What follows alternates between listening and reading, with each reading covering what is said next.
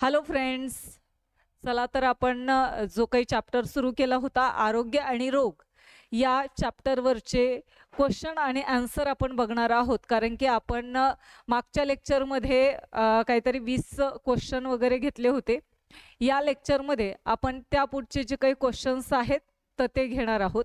आज या टॉपिकवरचे जेवढे आपल्याला क्वेश्चन्स काढता येतील तर तेवढे काढण्याचा प्रयत्न केलेला आहे आणि तेवढे क्वेश्चन्स आज आपण घेणार आहोत. चला तर मग आपण आपल्या लेक्चरला सुरुवात करणार आहोत. आपलं जे काही तवले पाटील एज्युकेशन चॅनल आहे तर या चॅनलला कोणी सबस्क्राईब केलेलं नसेल, जे कोणी नवीन असेल आपल्या या चॅनलवरती तर त्यांनी आपल्या तवले पाटील एज्युकेशन चॅनलला सबस्क्राईब करा, लाईक करा आणि शेअर करत चला. म्हणजे तुमचा प्रतिसाद जो आहे तर तो आमच्या यूट्यूब चॅनलला असाच राहील.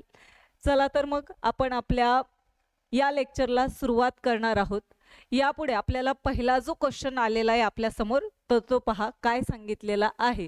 पहिला क्वेश्चन आपल्या समोर येतोय. ग्रंथींमुळे डॅश डॅश ग्रंथींमुळे निर्माण होणारे इन्सुलिन हे संप्रेरक रक्तातील शर्करेच्या ग्लुकोज प्रमाणावर नियंत्रण ठेवते. कोणत्या अशा ग्रंथी आहेत तर त्या ग्रंथींमुळे इन्सुलिन जे संप्रेरक आहे, जे आपल्या रक्तातील जे शुगर लेवल असते, शर्करा जी असते, ग्लुकोज असतात तर त्याच्या प्रमाणावरती नियंत्रण ठेवत असते. काय असणार आहे पहा. तर याचं आन्सर आपल्याला सांगता येतं पहा. कोणत्या ग्रंथी आहेत तर स्वादुपिंड. कोणती आहे? स्वादुपिंड. ही जी ग्रंथी आहे तर ती आपल्या रक्तातील शर्करेच्या प्रमाणावरती काय करत असते? नियंत्रण ठेवत असते. का? कारण की स्वादुपिंड जे आहे तर हे कोणतं इन्सुलिन जे संप्रेरक आहे तर ते संप्रेरक तयार करायला मदत करत असते. ओके. त्याच्यामध्ये मूत्रपिंड येत नाही, पिट्युटरी ग्रंथी येत नाहीत किंवा अधिवृक्क ग्रंथी ही येत नाहीत. ओके. चला मग नेक्स्ट क्वेश्चन पाहू. नेक्स्ट क्वेश्चन तुमच्या समोर आलेला आहे. कॅन्सरच्या उपचारासाठी ही औषध कोणती औषधी वनस्पती वापरतात? कॅन्सरच्या उपचारासाठी कॅन्सर जर आपल्याला झालेला असेल तर त्या उपचारासाठी कोणती औषधी वनस्पती वापरली जात असते? सांगा पटकन. सांगा याचा आन्सर काय असेल. अडुळसा, सिंकोना, कडुलिंब का सदाफुली? कोणतं असणार आहे? अडुळसा तर आपल्याला माहिती आहे कफ वगैरे झाल्यावरती आपण यूज करत असतो त्याचा. ठीक आहे. कोणती अशी वनस्पती आहे यापैकी कॅन्सरवरती काय करत असते? उपचार करण्यासाठी मदत करत असते. सांगा कोणते असणार आहे. तर काय याचा आन्सर? आन्सर आहे 4 सदाफुली. सदाफुली अशी वनस्पती जी कॅन्सरच्या उपचारासाठी मदत करत असते. ओके. नेक्स्ट क्वेश्चन आहे पहा. गटात न बसणारा शब्द ओळखायचा आहे. कोणता आहे गटात न बसणारा? प्लेग, एड्स, कॉलरा का क्षय? कोणतं आहे? पटकन सांगायचंय. गटात न बसणारा शब्द कोणता आहे? प्लेग, एड्स, कॉलरा का क्षय? सांगा पटकन. कोणता असणार आहे? कोणता आहे पहा. याचा आन्सर आहे एड्स. काय याचा आन्सर? एड्स आहे. ओके. बाकीचे जे आहेत प्लेग, कॉलरा, क्षय हे सगळे संसर्गजन्य रोग आहेत पहा. हे सगळे जे आहेत तर हे सगळे कोणते? तर संसर्गजन्य रोग आहेत. संसर्गजन्य रोग आहेत बाकीचे. ओके. एड्स जो आहे तर हा असंसर्गजन्य रोगामध्ये येत असतो. बाकीचे जे आहेत तर ते संसर्गजन्य रोग आहेत. नेक्स्ट क्वेश्चन कडे वळूत. मार्च 2009 मध्ये देशात स्वाईन फ्लू कोणत्या देशात? डॅश डॅश या देशात. डॅश डॅश या देशात स्वाईन फ्लू या आजाराची प्रथम बाधा झाली. सांगितलं होतं मी हे. कोणत्या देशामध्ये स्वाईन फ्लू या आजाराची प्रथम बाधा झाली होती? 2009 मध्ये. तर याचा आन्सर आहे पहा मेक्सिको. काय आहे? मेक्सिको. ब्राझील मध्ये नाही झालेली, इंडोनेशिया नाही, भारत नाही, तर कोणत्या देशामध्ये झालेली आहे? मेक्सिको मध्ये सगळ्यात पहिल्यांदा स्वाईन फ्लू या आजाराची प्रथम बाधा झालेली आहे. Okay, next question. Vibrio cholerae या जीवाणूंमुळे कोणता रोग होतो? डॅश डॅश हा रोग होतो. कोणता रोग होतो विब्रिओ कॉलरी मुळे? क्षय, कावीळ, पटकी, हगवण, म्हणजे त्याला अतिसार असं म्हटलं जातं. पहा, याला अतिसार असंही म्हटलं जातं. सांगा काय असणार आहे याचं आन्सर? विब्रिओ कॉलरी या जीवाणूंमुळे कोणता रोग होत असतो? तर याचा आन्सर आहे पर्याय क्रमांक 3, पटकी. आता पटकी हा शब्द आपण ऐकलेला नसेल कारण की हा मराठीतून आहे, तर याला आपण काय म्हणत असतो? कॉलरा असं म्हणतो. पहा, काय म्हणतो याला आपण? कॉलरा. कॉलरा जो आहे तर हा कोणत्या जीवाणूमुळे होतो? विब्रिओ कॉलरी या जीवाणूमुळे होत असतो. क्षय जो आहे तर हा क्षय मायकोबॅक्टेरियम ट्युबरक्युली या जीवाणूमुळे होत असतो. कावीळ जो आहे तर हा कावीळ hepatitis A B C D E या विषाणूंमुळे होत असतो. तर पहा, हा जो अतिसार आहे तर अतिसार किंवा ज्याला आपण हगवण असं म्हणत असतो, तर हा रोग शिगेला, बॅसिलस आणि अँटाअमिबा हिस्टोलिटिका या जीवाणूंमुळे होत असतो. ओके, लक्षात राहू द्या. पहा, विब्रिओ कॉलरी कोणत्या जीवाणूमुळे झालेला आहे? कॉलरा म्हणजेच पटकी. बाकीच्यांचंही मी तुम्हाला एक्सप्लेनेशन दिलेलं आहे आणि याचं आपण पहिल्या लेक्चरमध्येच बघितलेलं आहे, कोणत्या जीवाणू आणि विषाणूंमुळे कोणता रोग होत असतो ते. नेक्स्ट आहे, अमेरिकेत किती % जेनेरिक औषधांचा वापर केला जातो? किती % जेनेरिक औषधांचा वापर केला जातो? कारण की सगळ्यात मी तुम्हाला म्हटलं होतं की अमेरिका जी आहे तर ही एक विकसित देश आहे आणि तरी सुद्धा त्या देशामध्ये 80% जेनेरिक औषधांचा वापर केला जातो. किती टक्के? 80% जेनेरिक औषधांचा वापर जो आहे तर हा अमेरिकेत होत असतो. नेक्स्ट क्वेश्चन कडे चालू. डॅश डॅश या संप्रेरकाचे प्रमाण कमी झाल्यास शर्करेचे प्रमाण नियंत्रित होत नाही. कोणत्या संप्रेरकाचं जर प्रमाण कमी झालं आपल्या रक्तामध्ये, कोणत्या संप्रेरकाचं प्रमाण हे कमी झाल्यावरती शर्करेचं प्रमाण नियंत्रित होत नाही? तर पहा, याचा आन्सर आहे इन्सुलिन. जे स्वादुपिंड इन्सुलिन हे संप्रेरक सिक्रेट करत असतात, तर पॅन्क्रियाज म्हणतो आपण त्याला. तर पॅन्क्रियाजने जे इन्सुलिन संप्रेरक काय केलेलं आहे, सिक्रेट केलेलं आहे, तर ते इन्सुलिन संप्रेरकाचं प्रमाण जर कमी झालं तर आपल्या बॉडीमधली जी शुगर लेवल असते, शर्करेचं प्रमाण जे आहे तर ते कंट्रोलमध्ये राहत नाही. ओके, नेक्स्ट आहे पहा, हत्ती रोग डॅश डॅश या डासाच्या मादीमुळे होत असतो. मी प्रत्येकाचं सांगितलं होतं तुम्हाला. आता पहा, हत्ती रोग जो आहे हा कोणत्या डासाच्या मादीमुळे होत असतो? तर याचं आन्सर पटकन सांगायचंय. हत्ती रोग कोणत्या डासाच्या मादीमुळे होत असतो? तर पहा, कोणत्या? क्युलेक्स. क्युलेक्स जो डास आहे जो गटारीमध्ये घाण पाण्यामध्ये राहत असतो, तर या क्युलेक्स डासाच्या मादीमुळे हत्ती रोग होत असतो. अॅनाफिलिस जे आहे तर अॅनाफिलिस मुळे कोणता रोग होत असतो? हिवताप होत असतो. एडिस इजिप्ती आणि जे डेन 1 आहे तर त्यामुळे डेंग्यू हा रोग होत असतो. कारण की डेन 1-2 जो आहे तर तो फ्लेवी व्हायरस या विषाणूंमुळे होत असतो. पहा, फ्लेवी व्हायरस या प्रकारातील हे डेन 1 आणि 2 हे विषाणू आहेत, तर त्यामुळे डेंग्यू हा डिसीज होत असतो. ओके, हे झालेलं आहे. अॅनाफिलिस, हिवताप लिहायची गरज आहे किंवा नाही? बरं ठीक आहे, आपण लिहून घेऊ. हिवताप, एडिस इजिप्ती जी आहे तर या एडिस इजिप्ती आणि डेन 1 आणि 2 यांच्यामुळे काय होतो? डेंग्यू होत असतो. ओके, आणि हे दोन्ही जे आहेत तर हे कशामध्ये राहत असतात? स्वच्छ पाण्यामध्ये राहत असतात.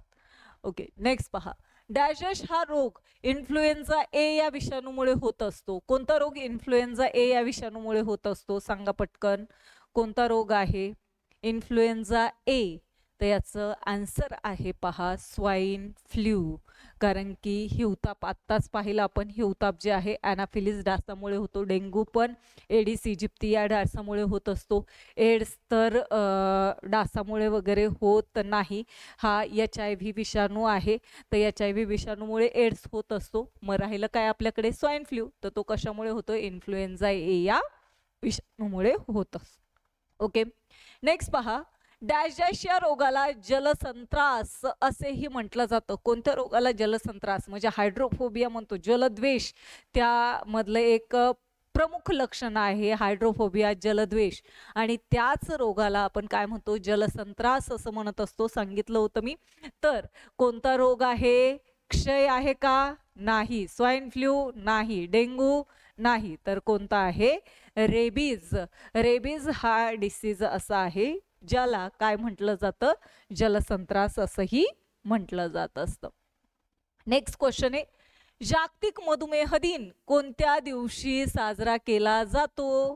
कोणत्या दिवशी मधुमेह दिन साजरा केला जातो? याच्या अगोदर पण एक क्वेश्चन असाच येऊन गेलेला आहे, त्यावेळेस मी तुम्हाला सांगितलेलं होतं. कोणत्या दिवशी सेलिब्रेट केला जात असतो? तर पहा याचा आन्सर काय आहे? 14 नोव्हेंबर. 14 नोव्हेंबर या दिवशी जागतिक मधुमेह दिन हा सेलिब्रेट केला जातो. 14 जूनला तुम्हाला माहिती आहे, 14 जूनला रक्तदान, जागतिक रक्तदान दिन जो आहे तर हा 14 जूनला सेलिब्रेट करतात. 29 सप्टेंबर जो आहे तर याला जागतिक हृदय दिन, जागतिक हृदय दिन जो आहे याला मी कमेंटमध्ये सांगा म्हटलं होतं तुम्हाला मी. ओके, 29 सप्टेंबर जो आहे तर हा कोणता दिवस सेलिब्रेट करतात? तर जागतिक हृदय दिन म्हणून सेलिब्रेट केला जातो. 2 डिसेंबर जो आहे पहा, 2 December national pollution control day म्हणून सेलिब्रेट करतात. म्हणजेच राष्ट्रीय प्रदूषण नियंत्रण दिवस, नॅशनल पोल्युशन कंट्रोल डे म्हणून 2 डिसेंबर सेलिब्रेट केला जातो.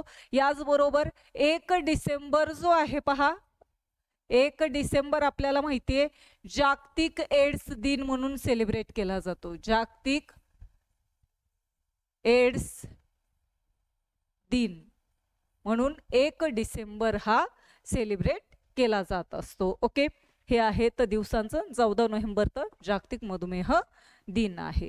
नेक्स्ट क्वेश्चन आहे पहा, एंजिओप्लास्टी, स्टेंट टाकणे, पेसमेकर बसवणे, बायपास सर्जरी या सर्व उपचार पद्धती कशासाठी उपयुक्त ठरतात? कोणत्या रोगासाठी उपयुक्त ठरतात? कोणता असा रोग आहे तर या रोगासाठी एंजिओप्लास्टी, स्टेंट टाकणे, पेसमेकर बसवणे, बायपास सर्जरी करणे कोणत्या रोगासाठी आहे? सांगा बरं, कोणत्या रोगासाठी आहे? बरोबर आहे, हृदय विकारासाठी. हृदय विकार जो आहे तर या हृदय विकारासाठी काय केलं जातं? कोणत्या उपचार पद्धती वापरल्या जातात? एंजिओप्लास्टी, स्टेंट टाकणे, पेसमेकर बसवणे, बायपास सर्जरी. ओके, तर कर्करोगासाठी तुम्हाला माहिती आहे केमोथेरपी केली जात असते, रेडिओथेरपी केली जात असते, आणखी दुसरे उपचार आहेत. मधुमेह जे आहे तर या मधुमेहासाठी इन्सुलिनचे इंजेक्शन जे आहेत तर ते घेतली जात असतात. ओके, हे काय त्यांच्या उपचार पद्धती आहेत. नेक्स्ट आपल्याला पाहायचे पहा, पुढील पैकी कोणते विधान चुकीचे आहे? कोणतं विधान चुकीचे सांगा? क्षय या रोगासाठी डॉट हा उपचार पूर्ण व नियमित घ्यावा, क्षय या रोगासाठी. ओके, त्यानंतर अतिसार जे आहे तर या रोगासाठी ORS जलसंजीवनी ORS घ्यावी. पटकी म्हणजेच कॉलरा या रोगासाठी कॉलरा प्रतिबंधक लस घ्यावी. विषमज्वर याला आपण टायफॉइड असं म्हणत असतो, टायफॉइड या रोगासाठी BCG लस टोचून घ्यावी. कोणतं चुकीचं विधान आहे? सांगा पटकन, कोणतं आहे चुकीचं विधान? कोणतं आहे? पर्याय क्रमांक 4, विषमज्वर, या विषमज्वर जो रोग आहे तर या रोगासाठी BCGची लस टोचून घेतल्या जात नाही. क्षय जो BCGची लस ही क्षय रोगासाठी असते पहा, याच्यासाठी नसते. विषमज्वर जो आहे तर याच्यासाठी काय केलं जातं, टायफॉइडची लस असते, तर ही टायफॉइडची लस टोचून घेतल्या जात असते. त्यामुळे पर्याय क्रमांक कोणता आहे, पर्याय क्रमांक 4 हे त्याचं आन्सर आहे. नेक्स्ट क्वेश्चन आपल्याला पाहायचं आहे. एडिस इजिप्ती या प्रकारच्या डासांमार्फत डॅश डॅश हा संसर्गजन्य रोग पसरतो. एडिस इजिप्ती कोणता रोग पसरतो, हिवताप, डेंगू, स्वाईन फ्लू का हत्ती रोग, सांगा पटकन कोणता असणार आहे. एडिस इजिप्तीमुळे आत्ताच आपण पाहिलं होतं डेंग्यू हा रोग पसरला जातो. नेक्स्ट आहे, कुत्रा चावल्याच्या नंतर रेबीज या आजाराची लक्षणे किती दिवसात दिसू लागतात, किती दिवसात दिसू लागतात, सांगा पटकन. 90 ते 175, 90 ते 120, 90 ते 150 का 90 ते 110, कमेंट करून सांगायचंय पटकन. किती दिवसांमध्ये दिसू लागतात कुत्रा चावल्याच्या नंतर रेबीजची लक्षणं. ओके, याचा पर्याय आहे पर्याय क्रमांक 1 आहे 90 ते 175 दिवसांमध्ये या रेबीजची लक्षणं दिसू लागत असतात. नेक्स्ट क्वेश्चन आलाय तुमच्या समोर. इन्सुलिनचे प्रमाण कमी झाल्यास रक्तातील शर्करेचे व ग्लुकोज प्रमाण नियंत्रित होत नाही, या विकाराला काय म्हणतात. डबल फिरून क्वेश्चन विचारतायत बरं का. इन्सुलिनचे प्रमाण जर कमी झालं, रक्तातील शुगर लेवल जर नियंत्रित नाही राहिली, कंट्रोलमध्ये नाही राहिली, तर त्या विकाराला काय म्हटलं जातं, काय म्हणणार आहेत. डायबिटीज म्हणजेच मधुमेह म्हणतात. हृदयविकार तर नाहीये, कर्करोग पण नाहीये, स्वाईन फ्लू पण नाहीये, काय आहे, मधुमेह. ओके, नेक्स्ट सांगा. जलद्वेष हे या रोगाचे महत्वाचे लक्षणे कोणतं, आता मी सांगितलं होतं बाळांनो, कोणतं आहे जलद्वेष, कोणत्या रोगाचं महत्वाचं लक्षण आहे, रेबीज. हायड्रोफोबिया, पाण्याची भीती वाटत असते, आणि हे कोणत्या रोगामध्ये होत असतं, रेबीज या रोगामध्येच होत असतं. ओके, दुसऱ्या डिसीजेसमध्ये नाही. हे पण झालेलं आहे, मी एक्सप्लेन केलेलं आहे. 29 सप्टेंबर या दिवशी कोणता जागतिक दिन म्हणून साजरा केला जात असतो. 29 सप्टेंबर कोणता आहे, जागतिक हृदय दिन. कोणता आहे, जागतिक हृदय दिन जो आहे तर हा 29 सप्टेंबर या दिवशी साजरा केला जात असतो. ओके, नेक्स्ट क्वेश्चन आहे, क्षय हा आजार होऊ नये म्हणून कोणती लस वापरतात. आता विषमज्वर चालू होतं की नाही, चुकीचं. विषमज्वर मध्ये सांगितलं होतं की BCG लस टोचतात, तर ते चुकीचं विधान होतं, कारण की तिथं टायफॉइडची म्हणजेच विषमज्वरची लस दिली जात असते.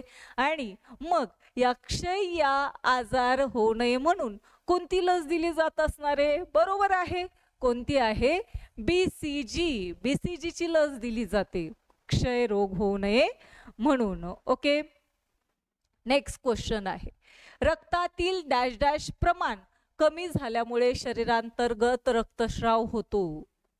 शरीरांतर्गत शरीरामध्येच काय होतो, रक्तस्राव होत असतो, ब्लिडिंग होत असते शरीरामध्ये.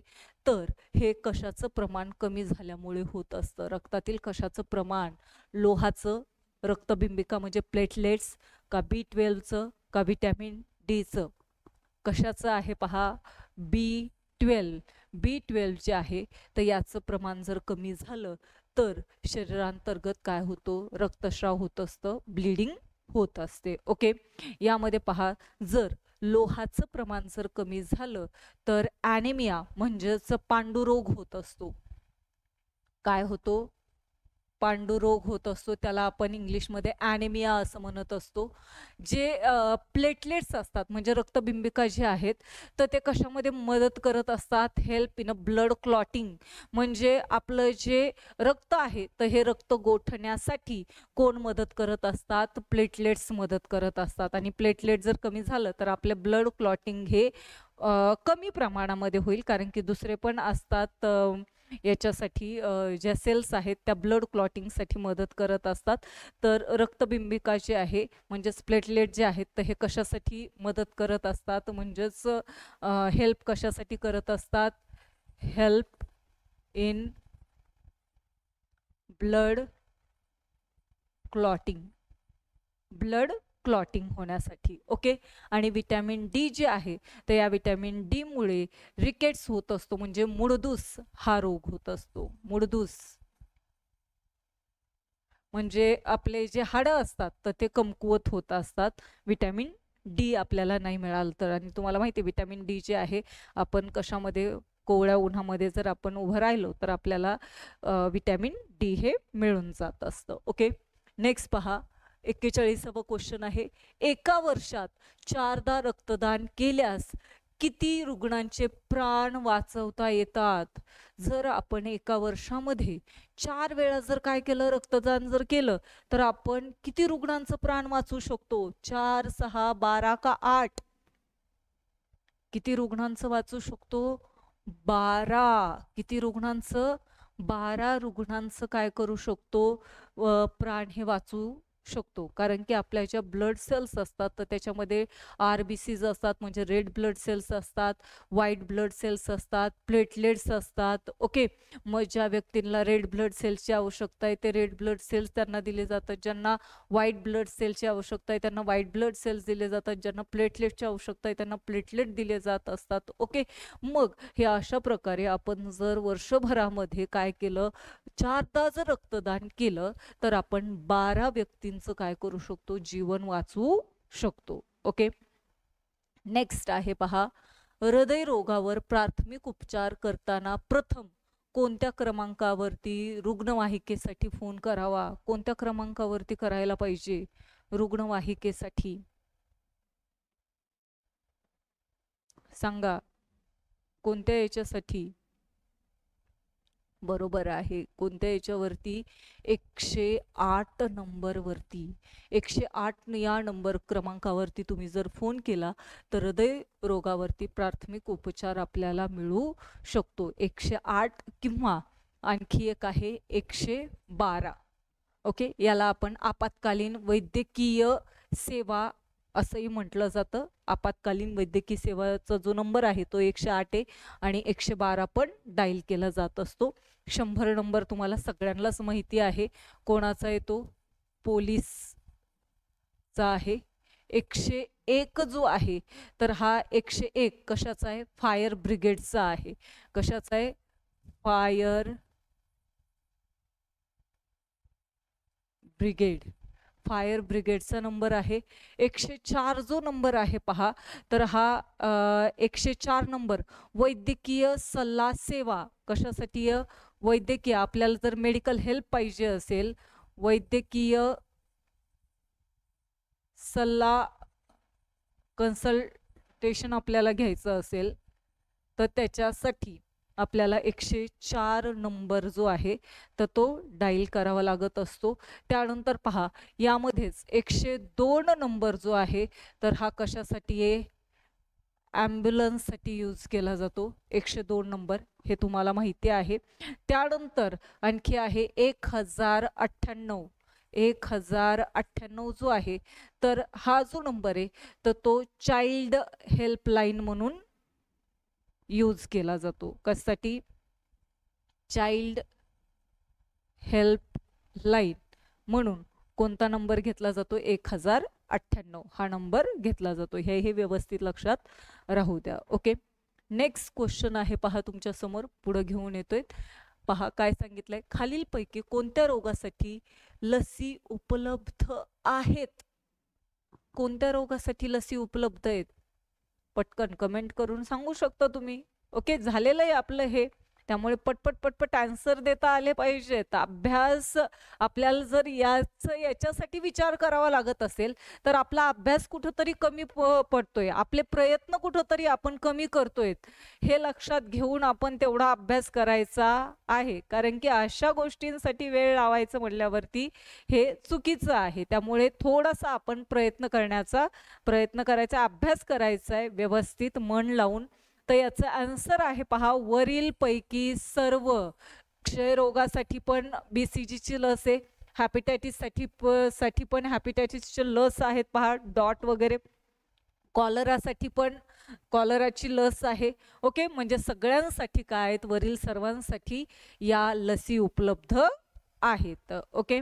नेक्स्ट पहा, नेक्स्ट क्वेश्चन आहे 44वा.